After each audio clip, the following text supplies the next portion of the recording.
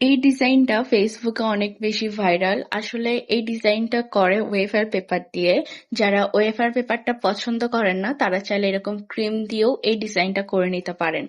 এই কেকটা ডেকোরেশন করতে একদমই কম সময় লাগে। যাদের কেকের সাইডে ভালো মতো ফিনিশিং আসে না তারাও এই ধরনের ডেকোরেশন করতে পারবেন। এই ডিজাইনটা করার জন্য আমি এখানে 1 নাম্বার নজলটা ব্যবহার করেছি। আপনারা কেউ চাইলে এখানে 2D নাম্বার নজলও ব্যবহার করতে পারেন।